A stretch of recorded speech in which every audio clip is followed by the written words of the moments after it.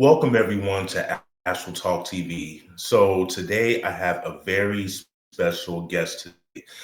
This is an individual who is very knowledgeable in a lot of things deemed all spiritual. A devotee of Santa Muerte, a deep spiritualist, a self-acclaimed and critically acclaimed author and bestseller of the book called Rainbow of Death, which you shall all get. So, without further ado, I would like to welcome a good friend of mine, Mysterious Leroy. Leroy, how are you?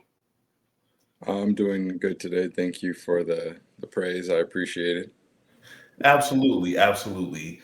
And this is long overdue. It's really long overdue. You have reached out to so many people via the masses, whether it's known or unknown. You do your content, you just do what you love to do without knowing how many people that it reaches. I came across your content many, many, many years ago, and you're still going strong now doing what you love. And I just want to let you know that I appreciate what you do. Well, I appreciate the words of encouragement. Oh yeah, no problem. And don't stop either. Keep going. I thought this was something that should happen now because I feel like you should be highlighted as the spiritualist that you are, and for you to get your accolades because you are very knowledgeable in a lot of things. You're well versed in a lot of spiritual topics, very knowledgeable, and this is why I wanted to talk to you to see if you could expound on a few things to the viewers, to the masses, anybody who may watch this, anybody who may watch the replay, and and so people can get to know a little bit more about you for the people who don't know who you are. Yeah, I'm here to answer any questions, and I'm not sure how knowledgeable I really am when it comes to certain things, but I'll do my best. Okay, yeah, no problem. Well, without further ado, let's get into it. All right. So, at what age did you discover spirituality and what did that entail? What age? Oh, I must have been maybe in the fourth grade, really. That was when I read a book about witchcraft. Mhm. My aunt gave it to me, actually. It was called The Complete Idiot's Guide to Wicca and Witchcraft. Oh, wow. And I must have nearly read the whole book in one sitting. And it just kind of snowballed from there, and I just kept learning more and more and more with each passing day. Very interesting. So, do you believe that if something calls out to you, if something is meant for you, that it'll find its way to you no matter what? Yeah, I definitely do think so.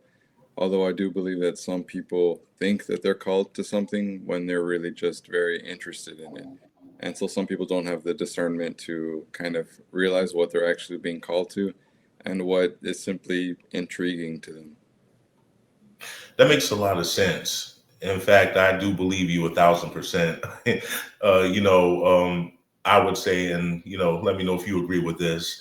I think that people see things on TV, they read about things, and they get obsessed with it. And they embark on things that may not necessarily be their path. I think all of us as humans, we have uh, garnered interest in something, not even saying it has to be spiritual, something that we were interested in, a style of music that we liked, or a set of clothing that we wanted to wear that didn't necessarily fit us. And because we saw someone else wearing it, we thought that we should get it. Not saying that you and I both may or may not have done that as kids, but kids do these things. So I Yes. totally agree that people can see something and it may look cool from the outside looking in. And you and I both know, and any spiritualist out here knows, it always looks good on the outside. But when you tap into this, you have to take the good, the bad, and the ugly.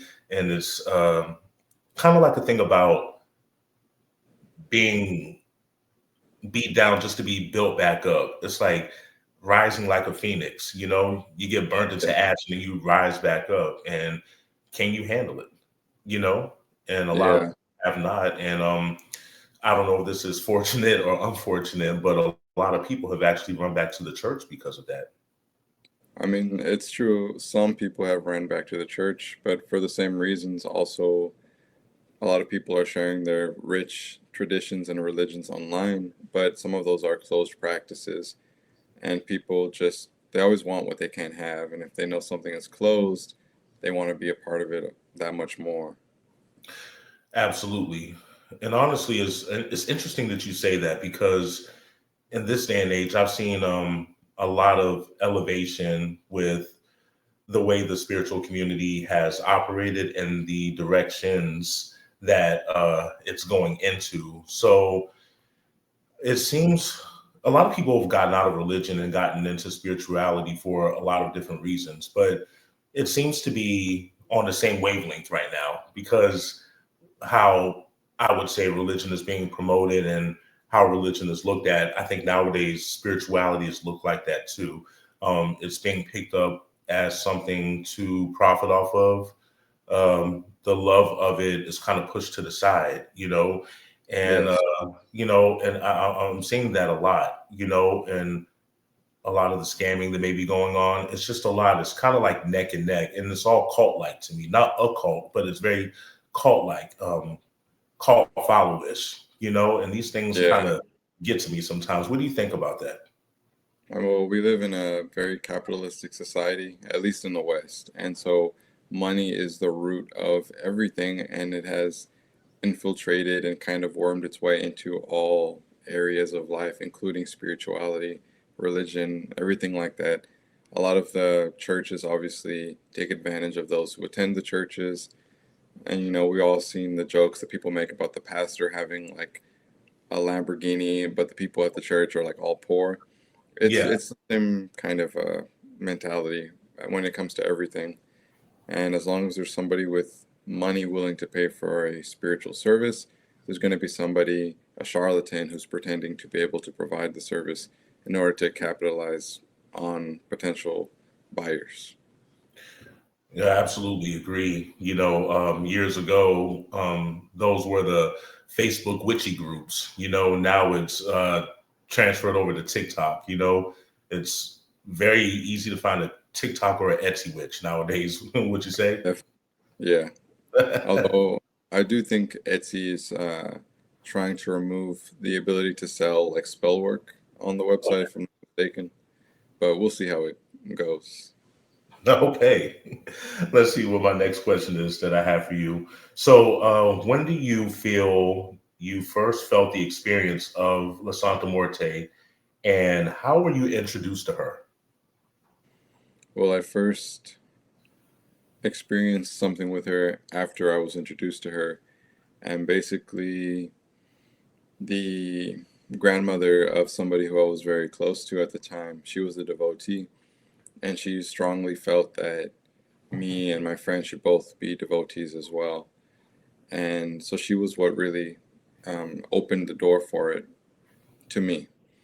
And so that's what led me to buy my first statue and set up my first kind of an altar or a makeshift altar. And when I was sitting at the altar, that was when I had my first experience with the Santa Muerte, because I didn't really know what all went into devotion exactly. But I just had the statue in a dark room with like a candle lit in front of her. And I just remember staring into her face for a long time as a way of kind of introducing myself to her. But I remember being like very fearful because it was like a very real experience that it felt like compared to some of the stuff I had done before. And it was a unique experience because I didn't see anything, but I did hear sounds like clairaudiently when I was staring into the face. So Okay. it was just very interesting.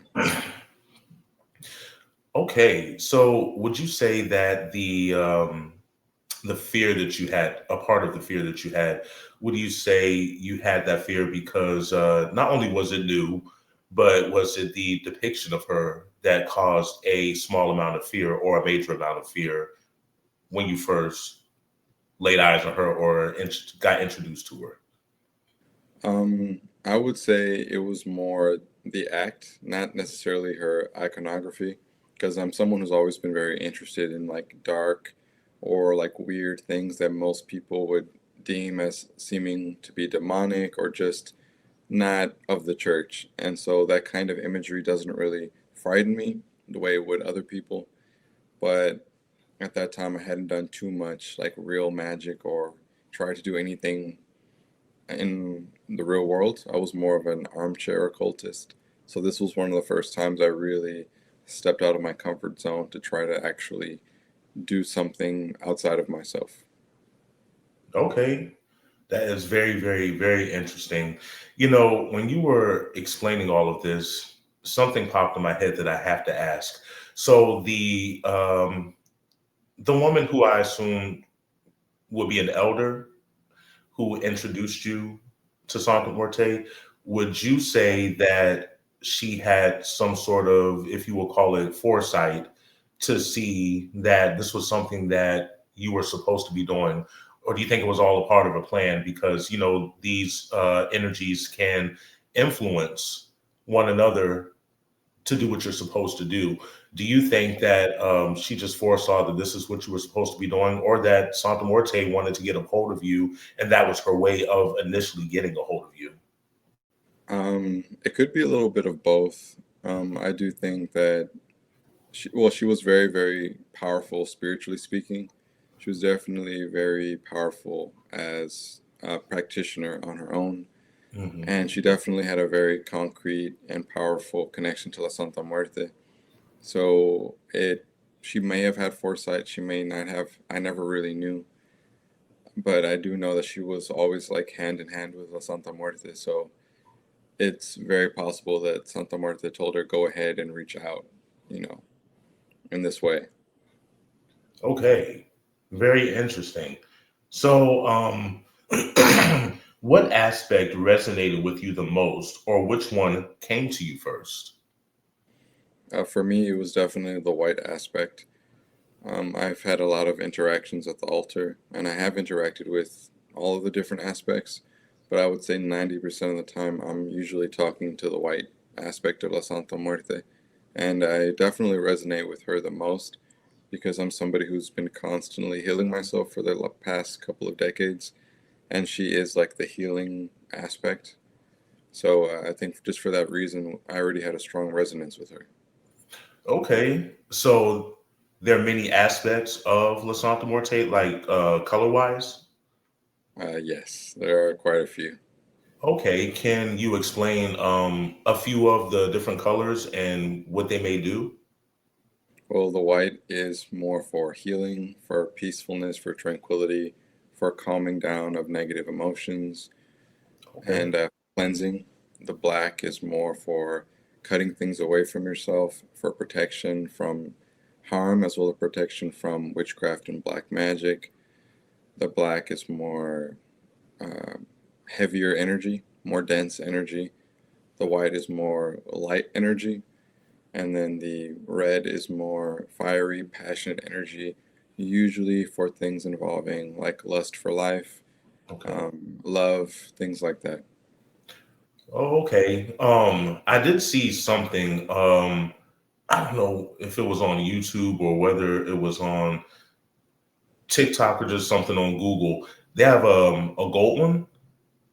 Yes, the gold one is usually she's invoked for money and finances. Okay. Okay. All right. Hmm. Yes. That's interesting. And you said there are more color aspects to her as well. There are, well, some people believe there's only three, the red, white, and black. Hmm. And most people acknowledge that there's maybe between 10 to 15 at most. Just Hmm. simple primary colors like green, pink, gold, Hmm. brown, things like that. Okay. So, how has Santa Muerte changed your life? Good, bad, indifferent. Explain.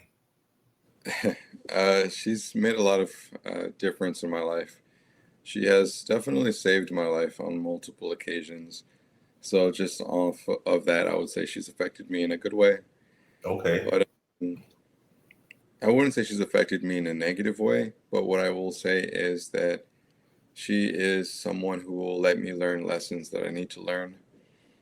And so I've been in a lot of moments in my life that were difficult for me even after becoming a devotee because those moments allowed me to become the person I am today. And she was there with me throughout all those moments, and she gave me really good advice, and she gave me insight into a lot of problems I was dealing with. Mm.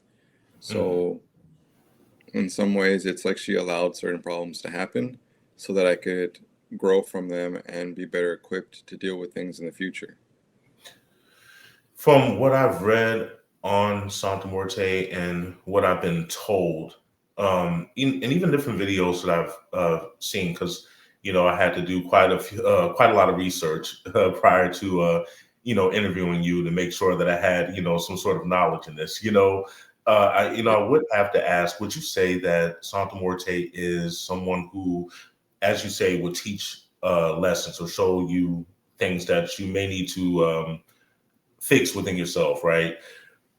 I've heard a lot of people say that you become more wiser over time while dealing with Santa Morte in different parts of your life to stop repeating past mistakes, which still goes back to the lessons that you talked about. Would you agree that um, she helps to make you more wiser as a human being, not only as a human being, but in your craft as well?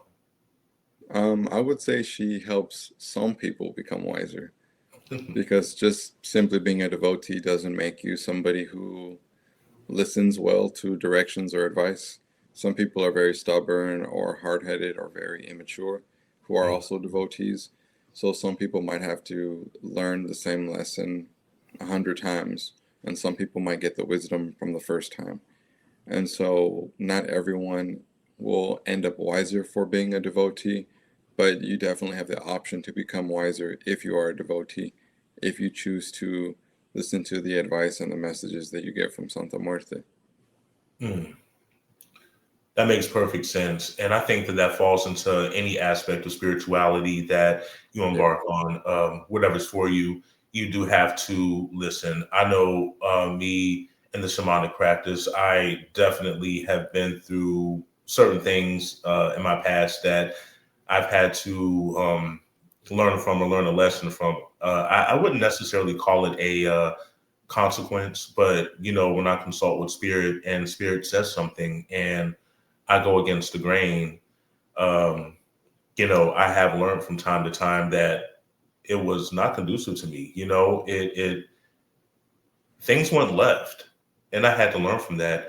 And there was no one to blame, but myself Yeah. by listening to spirit, the way I deal with nature, um, the way that I meditate, astral travel, connecting with animals. And, things have to be done a certain way and formulated a certain way. And if it's not, things that you are trying to accomplish, they just may not work sometimes. Yeah, that's definitely true. So for anybody out there watching, if you want to embark on spirituality and if you're a baby in this, self-discipline is something that's very important. And I would also say if you have like a teacher or a mentor, it is best to go in with an open mind. Uh, don't think that you know it all. If you Yeah. come across a teacher, you've come across a teacher for a reason. Whatever the saying is, when your ready the teacher appears, or vice versa, or however it goes, however you meet, just make sure that you come into this with an open heart and open mind and know that you are here to learn because in the end of all things, it's just going to make you a stronger person. That experience is going to shape a different part of your life because in spirituality, we are forever students. Yes. Spirituality, Definitely. yeah, spirituality is just like the lotus flower, you can master one thing and then something else will blossom and you are going to have to definitely learn that as well. And it just doesn't end until the day you leave this earth. So, how much you learn in this lifetime is really up to you. So, let me ask you this. What type of signs slash synchronicities has La Santa Muerte given to you to let you know that she's around or present? Hmm. I would say most often she will, like if I have candles lit, she will make the flames flicker a lot. The flames will flicker like crazy. The flames will be bouncing really high, Mhm. or the flames will grow really tall. That's usually the number one thing she does. Sometimes she'll make bubbles appear in the water that I pour on the altar, Mhm. like the glass of water that's on the altar, I mean. So those are two of the most common ways, and those both happen at the altar. Other than that, sometimes I'll be out and about and I'll see images of Santa Muerte or images of Grim Reapers, but most of the time it is literally Santa Muerte, like as a car decal or as like an image somewhere in a window. Mhm. And yeah, it's just things that stick out to me in the moment. And I realize that it must be a message from her, Abs- basically. Absolutely. Does she appear to people in dream state? She definitely can appear to people when they're asleep, when they're dreaming. She can appear to people on the astral plane. She can appear to people in real life, like in waking life. If they are clairvoyant and they can see, she can appear to them. And there's even spooky videos online where she has allegedly appeared like on camera, but those are debatable. Okay. Before or after AI was created? Most of these were before AI. Oh, okay. Okay. Yeah, we don't trust anything after AI. Absolutely not. These things look so realistic nowadays that Yeah. scary. But what I do know about AI, and this is for any spiritualist or people who even aren't spiritual who have the gift of sight, you can tell when it's AI. I found by looking into the eyes of the AI depicted individual. That person can look real, but if you look into their eyes, they have no soul. Yeah, I mean, I've been online enough and I've messed around with AI. I've seen so much AI content in my life that I can usually spot very, very, very convincing AI like right away, the moment I look at a picture or a video. It's getting to the point though where it's like almost indistinguishable from real life, Hmm. but I can usually 99% of the time still tell, you know. Yeah, it's an interesting world that we're living in nowadays. Um, I want to get into some deeper questions now, okay? And I Okay. want to know if it's something that you are willing to talk about, willing to, expound upon. There are a lot of things that go on in the spiritual community behind the scenes that the public is not aware of, right? Okay. Many different traditions, many different facets of spirituality, religion based or not, ATR or not. My first question for this is Santa Muerte is venerated in many parts of the world. Could you explain some practices that may differ depending on what part of the world you're in? This could be prayer, rituals, etc. Well, we know how she's worshipped in the United States for the most part. It's usually with typical, or more standard, I should say, prayers, usually Catholic prayers, and very folk Catholic types of veneration. But in other parts of the world, she's definitely worshipped differently, or there's a lot of variation. Things that we believe are not correct to do with Okay. Santa Muerte, people are doing in other parts of the world that work with her. Like in some parts of Mexico, people are using all kinds of statues to work with her, and they may not even be statues of Santa Muerte herself, but I strongly believe that they are still connecting with her. In parts of Europe where it's hard to find information about Santa Muerte in those native languages over there, a Mhm. lot of the times people are just piecing together what they can. And so a lot of the times things that are relating to Santa Muerte, they tend to take on a Day of the Dead aesthetic. Whereas normally she's not really directly related to Day of the Dead in a conventional sense. But over there, all the statues of her have faces painted like sugar skulls, it's more common, like in Russia or other places where people are venerating her far away because there's just not that much information available about her in a lot of other languages. But people do still want to devote to her. And like I said, there are people who live in remote regions in the Philippines, in Mexico, and South America, and their practices are not textbook kind of practices, and they don't resemble the altars that we have in the United States, for example, or that you would see on social media, because these Oh, people live in rural places and they just do what they can with what they have. that's something because I've seen some things that I'm just like, what in the world?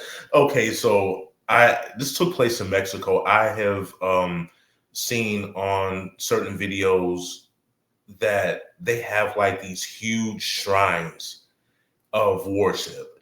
I've seen people sacrifice or dedicate themselves to her in a way where they're on the street, on the concrete, and they're literally walking on their knees.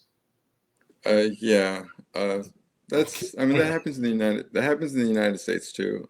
Uh-huh. It's just it's just a way of showing how humble you are and humbling yourself and showing how beloved she is to you and how devoted you are to her. And it's kind of like it's sort of a sacrifice, but it is a willing sacrifice in a way. It's something that a lot of devotees have done. Some devotees do it when they are showing gratitude for something that she did for them. And a lot of times when there are big events surrounding Santa Muerte, like in Mexico, like you'll see people walking in the streets on their knees holding their statues. You know, people will do that at weddings or if they move into a new house. They will maybe cross the threshold holding Santa Muerte, walking on their knees. You know, people are just very devoted to her, and it's just one of many ways that people will show their devotion. And the people who are doing this, they're not embarrassed or feel funny that they're making a spectacle of themselves because it's just only about them and Santa Muerte, and what everyone else thinks is kind of not important. As it should be. Your relationship with any spirit or energy or deity that you may come across has to be one that is personal. Even in organized religion, everybody has their own relationship with the God of that religion, you know. And I think everybody else or everything else should be treated as such, you know. So I agree with you wholeheartedly that the relationship is personal. I just find it interesting when you look throughout different parts of the world how people worship, venerate, and the love that they show said deity, saint, um, Yeah, you know, whatever it is. I mean, I just find it's like I can feel the love and the devotion beaming from them, you know, and I think it's a beautiful thing, you know. yeah, it is. It's very interesting seeing the ways that different kinds of devotees devote, like all around the world. I mean, two people can be in the same part of the world and devote very differently. Absolutely, absolutely, and that's from the way you may invoke her to the way your altar may look, and like we spoke about earlier, as you said, the way you worship as far as the offerings, whether you use a Yeah. rosary or not. You know, this actually leads me to my next question. Okay, like I said, I'm easing it in just a little bit because I want to go a little bit deeper Of um, course. within this topic. Okay, so because the community of La Santa Muerte devotees is considered rather inclusive, depending on who you ask, could you expound on the indifferences, the turmoil, and the beef that, you know, if one will call it that, behind the scenes? Why do you believe that this is happening? Well, people are people, and humans will just do the human thing and get into conflict with one another. I mean, and this happens in any group of any kind. When there's enough people, there's always people who are immature, emotionally unstable, people who project things onto other people, or people who have problems with themselves, and so they choose to take that out onto other people. Mhm. Or they have very strong religious, political beliefs, moral beliefs, and if other people, even within their own group, don't align with that, they will try to demonize them or attack them, either verbally or with magic, however way they can. It's just an unfortunate side effect of Santa Muerte having a diverse group of devotees. Mhm. That makes perfect sense. So with any deity that's in existence, they are fueled a certain way, just like we are as human beings. We have to eat and drink to survive. These deities survive from being called on, showing attention to them. With anybody living or unalived, it's just that you don't want to be forgotten. That's the worst thing ever. So, from what I read upon, is that, at least in the US, one thing that I read is that, and you can tell me if this is true or not, is that La Santa Muerte gained her popularity in the early 2000s, as far as just in the United States in general. Is that when she became popular and when people started venerating her more? Can you explain that? In the United States, Just in the United States, I read something on that saying that that's how she got popularized here. Because you can't go anywhere without seeing her nowadays. I don't recall, unless I wasn't paying attention when I was growing up, I never saw anything in regards to Santa Muerte. I mean, well, she was already being venerated since, you know, forever, but Mhm. the earliest person the earliest I've known of somebody venerating her that I knew, like, not personally, but like they know someone who I knew mutually. I Mhm. think it was in the 70s, but she became more public in Mexico, I think, in the 90s, like the late 90s, Mhm. when Henriqueta Romero unveiled her public Santa Muerte shrine in Tepito. But I really couldn't say when she became more popular in the United States exactly, because I was, growing up in the 2000s, and the first images of her I saw weren't until I was maybe like 12 or 13, Okay. because I saw, weirdly, we moved into a house, my family, when I was 12 or 13, and the house was empty because we were moving into it, but they had a shed in the back, a garage, and the garage was filled with a lot of like rusted tools and just old stuff that the previous tenant, I guess, left. But they Mhm. also left three enormous Santa Muerte statues, and How tall were they? they were, well, I say enormous, but they were maybe like 4 or 5 feet tall, That's and pretty big. That's like it's life size. and yeah, I remember seeing them, but I didn't know who that was or what it was. I just remember thinking that it looked cool, and I liked how it looked. But I remember, like, a week later, I went in there to go look at them because I wasn't allowed to go in the garage. Mhm. But I snuck in there anyway. But they weren't in there anymore. I guess they were thrown away or something. What? Thrown away? I'm sure they were thrown away because my stepfather, he's very, well, he's not religious, but he fears the occult. Gotcha. Gotcha. Dang, that's a prime example of people fearing what they don't understand. Yeah, he thought it was evil or something. Oh my goodness. That is, people definitely fear what they don't understand. Very interesting. So, do you see a lot of ego within the Santa Muerte community? If so, can you explain why you feel that may be? I mean, ego comes to people when they gain a following, when people are really paying attention to them, when people are hanging on, your every word. That's when you can start to grow an ego. And because a lot of people who are devotees, they are very devoted to La Santa Muerte. And when it Mhm. comes to especially the Spanish speaking side, Mhm. um, people are almost fanatical about her, and they're very, very obsessive. And when you have a social media platform and you talk about Santa Muerte, especially again in the Spanish speaking side of things, Mhm. people are like truly hanging on your every word, and they are very much viewing you as like a messiah almost. Hmm. And these people, they really play it up. They really act like that. And although obviously no one knows everything, some of these people really act like they do, and they will demonize other devotees' practices if they are not within the practices of that specific person, basically.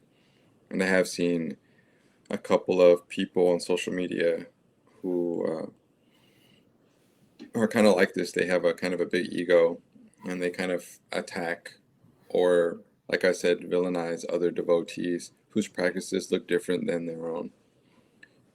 It's an unfortunate thing, and it's not super common, but it does still happen, and these people, they're still posting online today. Oh goodness, I've seen many spiritualists and different facets of spirituality harbor that type of mentality. With the Yeah, cult like following, especially um, I don't know, like I said, pre-pandemic and post, or during it, should I say, that you know a lot of ego was going around. I've seen a lot of bullying go on within yeah, certain sectors of the spiritual community. A lot of yeah, these, definitely. yeah, a lot of these spiritualists, they would come on the scene and, you know, very threatening, or, "Oh, I can just put it on people. I can do this and do that, or I can hex people." I have seen so many things. People hexing people on live on Facebook and making, Yeah, I mean, I have seen the craziest thing. it's honestly, I could talk at length about that for like an hour or two. It, some people are just a little psychotic, and that just is what it is. There's just some people in the world that are just a little not all there, and they will try to harm other people. You know, I say this all the time, and I keep this motto: mental illness and spirituality is a very, very, very dangerous mix. Yeah, most people. The problem is that you can gain a following, but while you're still mentally unstable. And if you're mentally unstable or you're emotionally weird or emotionally immature, I guess I should say, and you gain a big following and people are really paying attention to what you're saying and looking to you for all the answers, it can be too easy to gain an ego, basically. Absolutely. Well, and then some would say also that you have to be a little off in order to live the spiritual life, the things to come with it. So that's one thing that could be argued depending on who you talk to. Maybe. I think being spiritual or living a spiritual life is fine. I think being spiritual and wanting to be on social media is weird, I guess. Hmm. You know, because then you have to really look at your motives for why you would want to do that. And most people don't question themselves. They Hmm. just want to be famous, or they just want to be a celebrity or something, or an influencer. Hmm. But obviously, there's a lot more to it than that. Absolutely. I've seen that make people targets, when they get past a certain threshold with popularity. Well, any type of influencer you are, but spirituality, which is, of course, what we are about.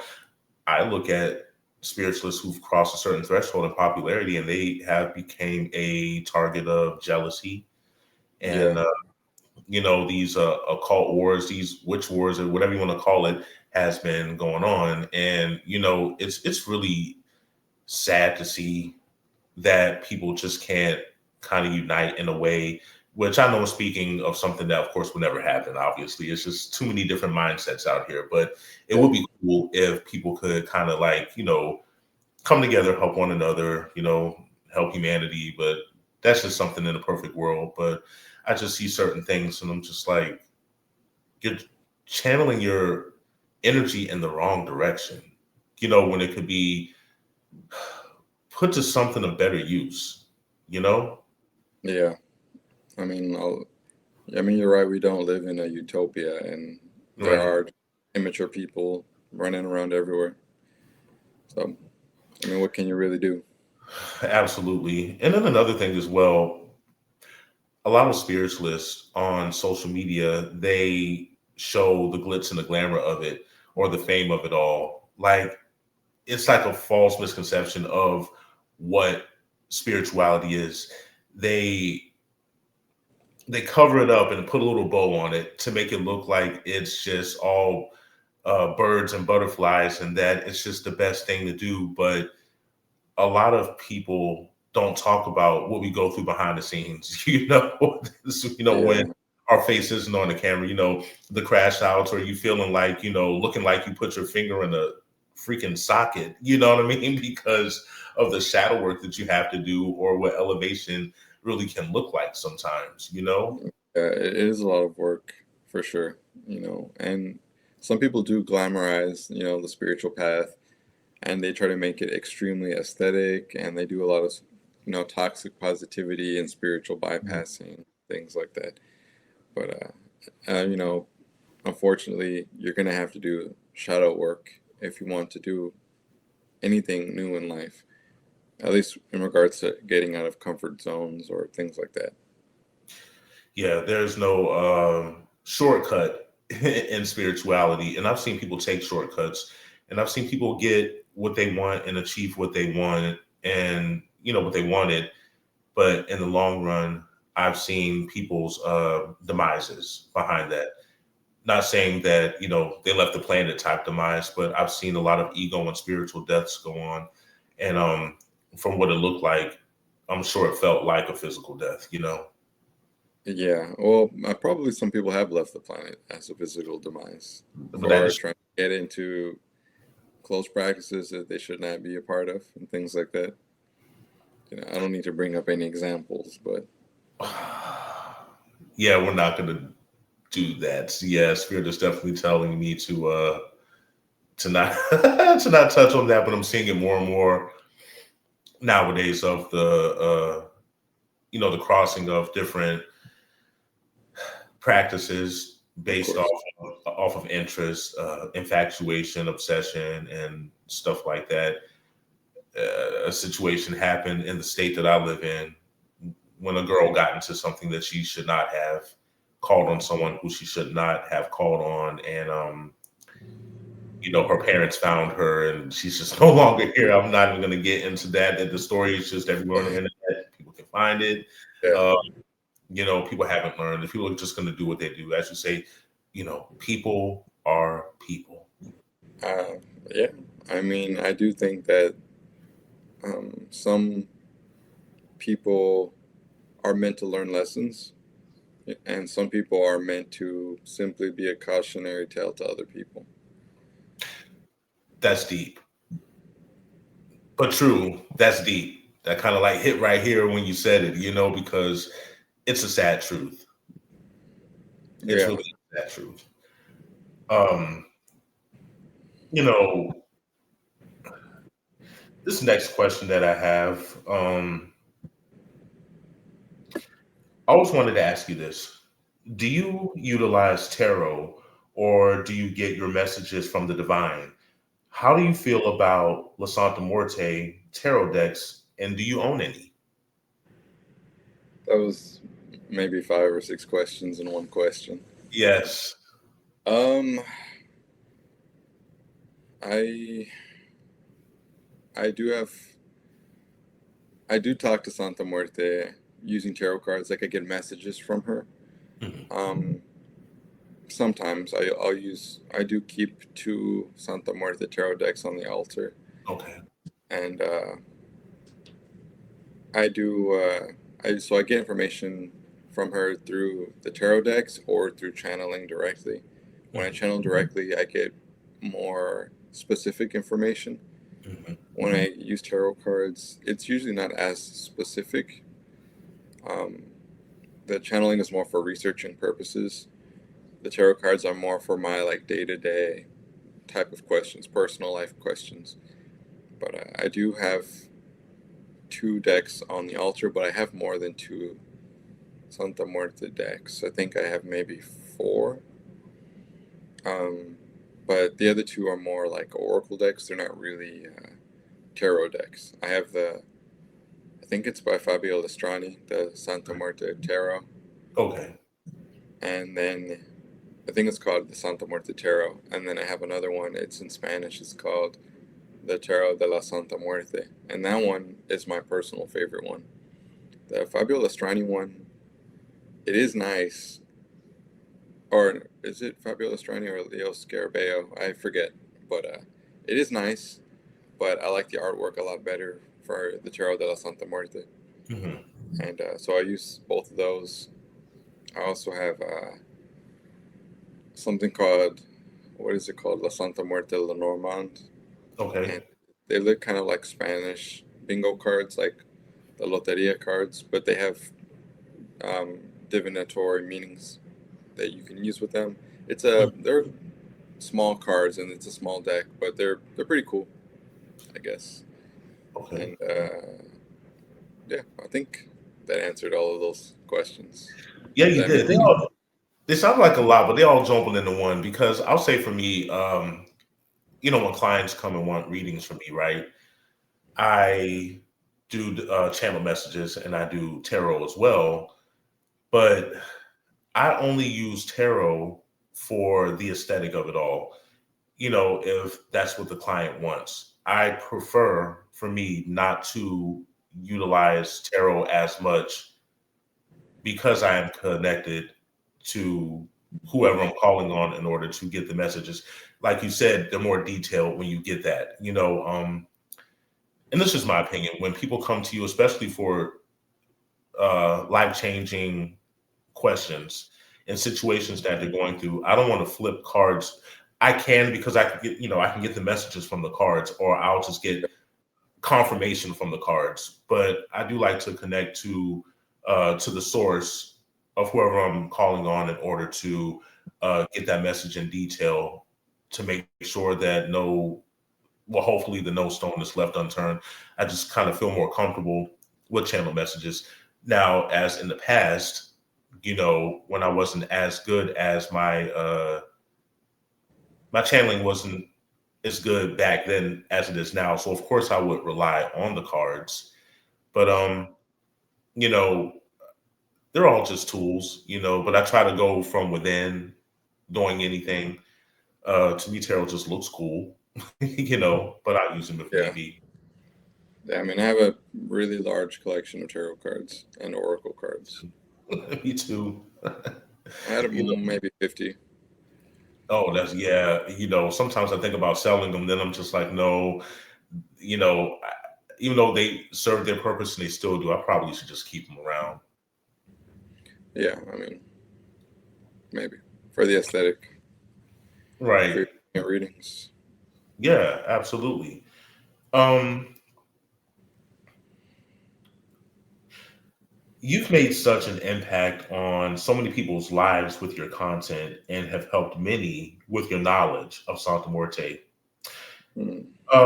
It's reached more than you think or How does that make you feel to know that you've reached out to so many people and have helped change a lot of people's lives? And I ask that because, you know, by me knowing you personally, I know that you are an individual who does not look at things in that nature. You put your content out, it reaches who it's supposed to reach. You're not focused on the popularity, if it would, I want to reach a million people and I want to appear like this and that. Unknowingly, you have changed so many people's lives. Explain how that makes you feel. Honestly, I never really think about it. It doesn't really occur to me. I guess I just, because I post the content, I create the content and I post it, but it's almost like I live in like a small echo chamber. I don't really associate with other devotees. And when I say that, what I mean is I don't go out in public. Like I don't meet up with other devotees, and none of my like friends in real life are devotees. And so I'm just not plugged in. I'm not connected to a lot of devotees like that. There's a few people online who I like and respect that are devotees, but there are no. I don't have anybody who's like in my day to day life that's a devotee. And if there are people who have been helped in a big way by my content. I mean, I haven't heard from most of them. I have had people reach out over the years to tell me that, but that I've helped them in their paths.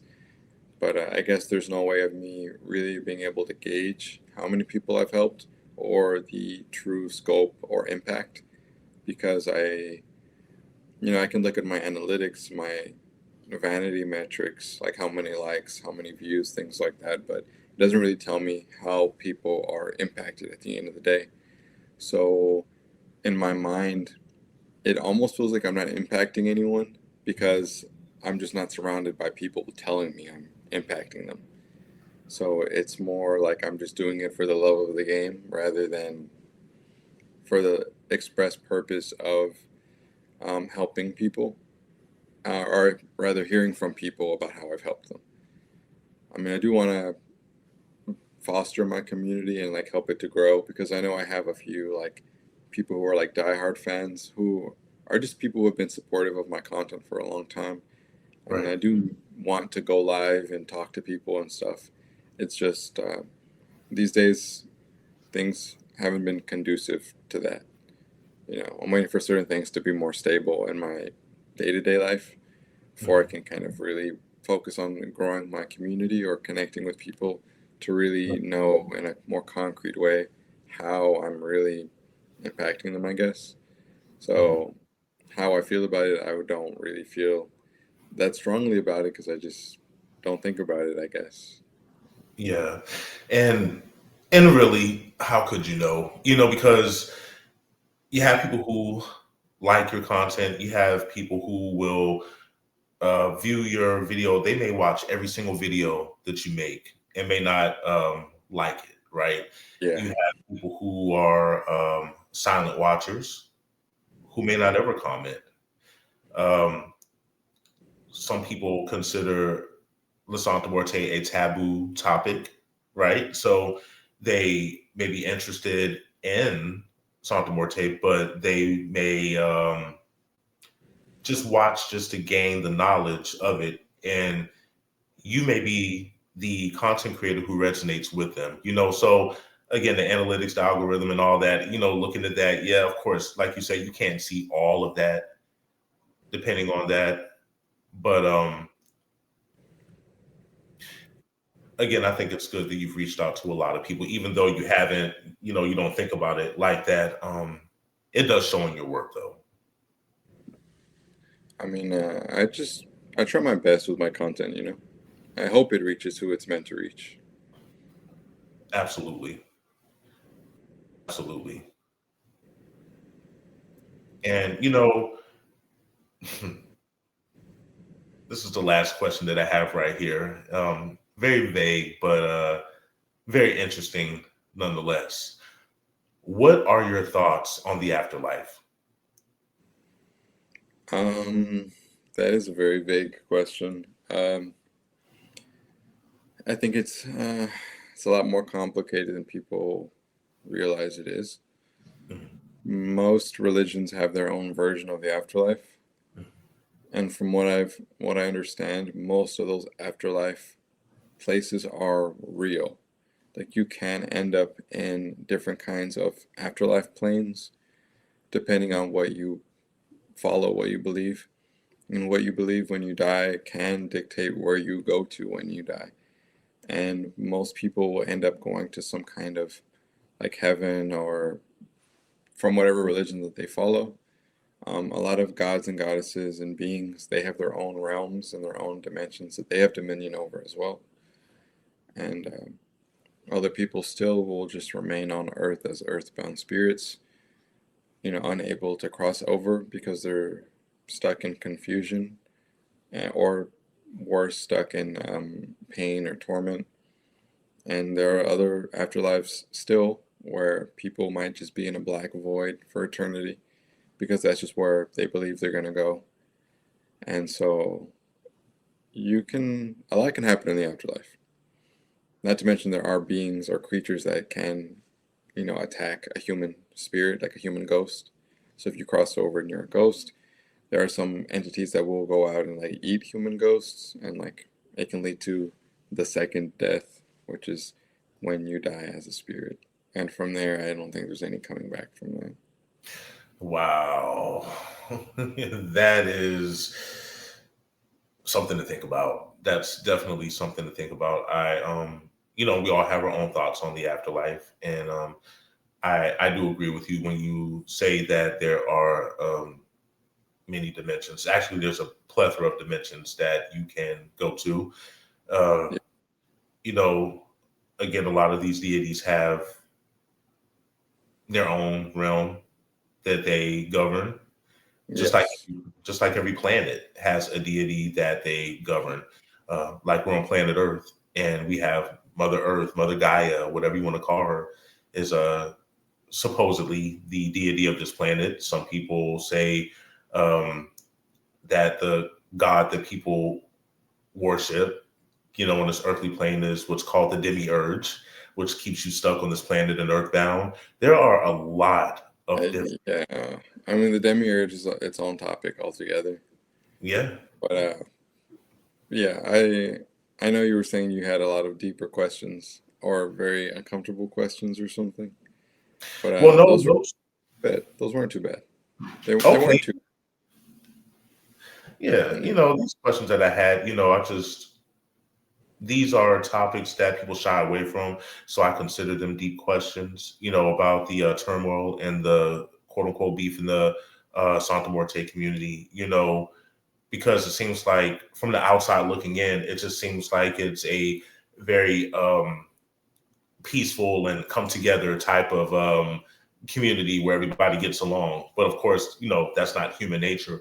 But from the Yeah. outside looking in, to me, it looks like something that's very well knit and that's inclusive and something that is not for the knowledge of the masses.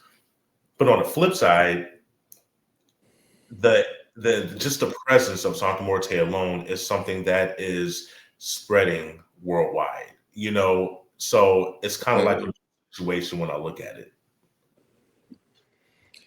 I mean, yeah, it's she's become more popular and more known, and over time there will just be more devotees, and I mean that's just inevitable. It's just the way things go. And as time goes on, things do change. I have been told and I've read that her depiction has changed over time. The way you see her, the way you view her statue. Yeah. And I do know that these deities do not look like their statues anyway in real time. If you were to actually see them, they kind of show up the way is feasible to your eyes. You know what I mean? Have you heard, or do you know of, or do you believe that her depiction was different in the past versus now with the skeleton? Definitely, definitely. Um, right now she most normally appeared in the robes with the scythe and the hood over her head, kind of like a classic Grim Reaper type Right. of a look. Mhm. But even in the last 10 years, people have come out with all these weird statues of her holding flowers or her holding all kinds of like coins and money and her, doing all kinds of things. Statues of her with children, her holding Jesus, Mhm. her riding on a Pegasus, her with three faces. People are just combining her with whatever they want, and so it's led to just an enormous variation in her images and her imagery. And so that's already a big departure from just the classic robe and scythe type of a look. And even before that, when we go back to more older images, like some of the first images of her that we can even find as Santa Muerte, they look they look a lot more rough, more like rugged kind of images, because people were just creating images with what they had available to themselves. And some images may not even be wearing a robe, it might just be a skeleton with a scythe without any robes on. Mhm. And before that, then there's the whole Mexica Aztec thing, but that's a whole different, wormhole to go down. Right. Right. I definitely agree with that. Some people speak of her in a as a Mexican goddess or deity, and I've heard some people consider her, and they swear by it too, that she's a Mayan Aztec deity. So I've seen people kind of verbally go back and forth about that, about, Yeah, what it really is. I guess it's depend on where you live yeah. on the planet and what you think. It's definitely one of the big debates within the community for sure, All for sure. right. Wow. Well, I'll tell you, these were all of my questions. You know, again, I think that people who don't know you, and as well as people who are familiar with your content, I felt like I needed to ask these questions so people could just learn just a little bit more about you, and who you are as an individual, who are you as an occultist, and who are you as a La Santa Muerte devotee. You know, of course, this interview again was to highlight you as a spiritualist and your accomplishments that you have, um, definitely achieved over the years, you know, Yeah, and I just wanted to give you accolades on this interview, So everybody watching, I hope that you like this interview. I hope that we touched on some things, and I hope that, you know, Leroy has connected to all of you in a way. Feel free to come down in the comments below and to ask any questions that you want answered. And go check out his channel too on YouTube, Mysterious Leroy. And you can also find him on IG and TikTok for Mysterious yeah, Leroy. exactly. Yeah, thank you for these interview questions. I enjoyed answering them. I always enjoy answering really any kind of question. I'm not afraid to talk about controversial topics. Right. So I'm always happy to have a chance to discuss things. And I also appreciate you taking the time to help kind of discuss my channel and things like that. Absolutely. No problem. So, everybody, if you watch this, feel free, rewind it back, watch it again. If there's certain parts that you think that you missed, you can always click back on this video, and you can just see what you feel like you've missed. Of course, I encourage everyone to like, share, and subscribe, not just here on Astral Talk TV, but also on Mysterious Leroy's channel on YouTube. And we hope all of you have a great day. Thank you for Of course. watching, and we're out. Bye.